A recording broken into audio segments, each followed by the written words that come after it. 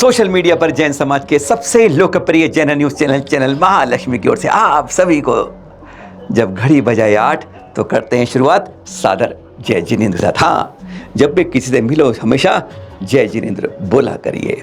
भगवान की जय हो, किसी एक व्यक्ति किसी और के नहीं, बस गुणों की जो भगवान है उसकी जय हो। अच्छी बात रहती है, यह आपकी पहचान रहती है। तो आज बात कर रहे हैं हम, सुबह सुबह जाते हैं, पूजा करते हैं, प्रक्षाल करते हैं, अभिषेक करते हैं, फिर घर पे आते हैं, भावना यही भाते हैं भगवान तेरे चरणों में फिर दोबारा आऊँ। ये भावना जाने के बाद मंदिर जाते हैं तो आते समय ये भावना जरूर भाइएगा।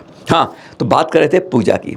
पूजा करते हैं, थाली सजाते हैं, थाली के ऊपर देखा है आपने ना, ऐसा क्यों है? कई सवाल ऐसे होते हैं जो दिमाग में घूमते रहते हैं, जगह जवाब नहीं ढूंढा होगा आपने। कभी सोचा आपने, जिस थाली से अर्घ्य चढ़ाते हैं आप, उस पर स्वास्तिक नहीं बनता है, पर जिस थाली में अर्घ्य चढ़ाते हैं उस पर स्वास्तिक बनाते हैं।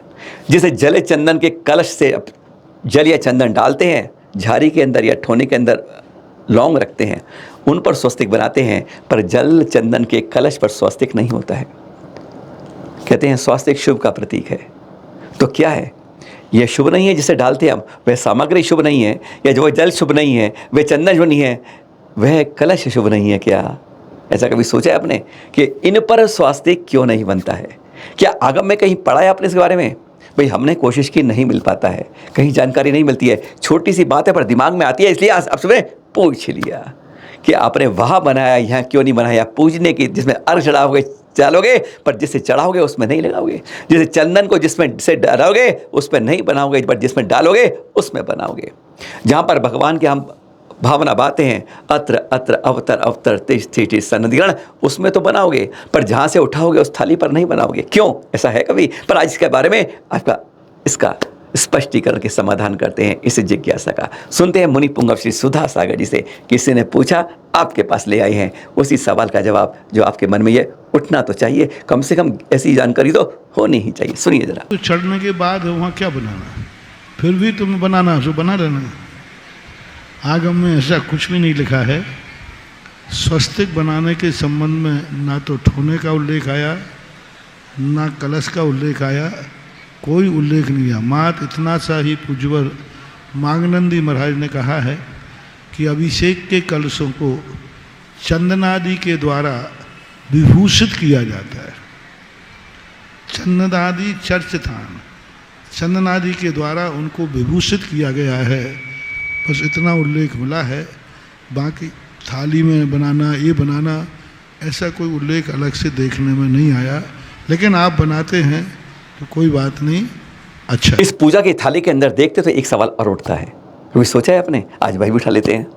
जी हाँ, हर जगह तो 8 द्रव्य लिए, 8 द्रव्य, चाहे पूजन पाठ प्रदीप में पढ़ो या पूजन पाठ प्रवीण में और किसी जिनवाड़ी की पुस्तक में पढ़ो, आप 8 ही द्रव्य की बात आती है कि जल, चंदन, अक्षत, उसके बाद पुष्प, नैवेद्य, दीप, और उसके बाद धूप और फल। ये 8 द्रव्य की बात होती है।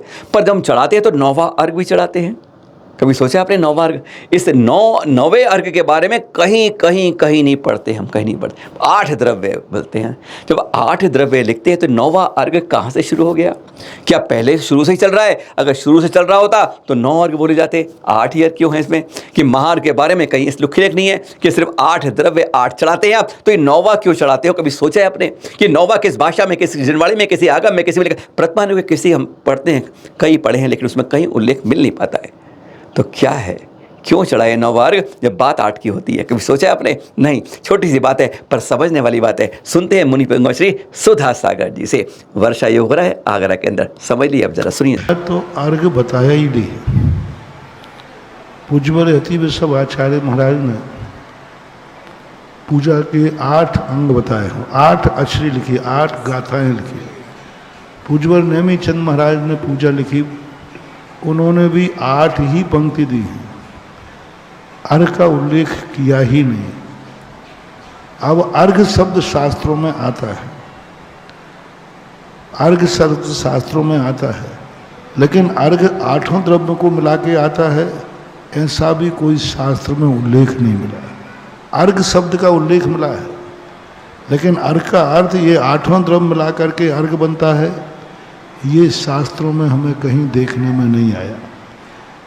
ये परंपरा कब से कैसे चली, इसके संबंध में विचारणीय प्रश्न है।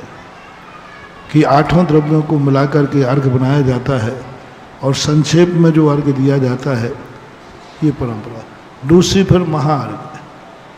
बहुत सारी पूजाओं में, जिनके पूजा के अंगों में नहीं, विनय पाठ आ गया, स्वस्ति पाठ आ गया, परम महर्षि वगैरह रिद्धि का पाठ आ गया, तो मुझे लगता है कि ये पाठ किसी भी प्रकार से शुभोपयोग बढ़ाने के लिए समय समय पर विद्वान लोग उसमें जोड़ते गए, जिससे आपका समय बढ़ जाए, किसी प्रकार से बढ़ जाए।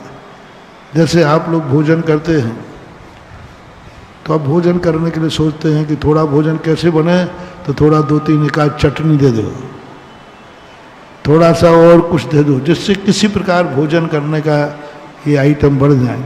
ऐसा ही शुभोपयोग बढ़ाने के लिए समय समय पर ये सब चीज़ें जोड़ते गए और ये परंपरा से, क्योंकि इसको मान्यता देने में कोई बाधा नहीं है, क्योंकि इसमें मिथ्यात्व का दोष नहीं आ रहा है, धर्म क्रिया टूट नहीं रही है, बल्कि धर्म क्रिया में वृद्धि हो रही है। इसलिए बीच में जुड़ने वाली परंपरा को भी स्वीकार कर लेना चाहिए।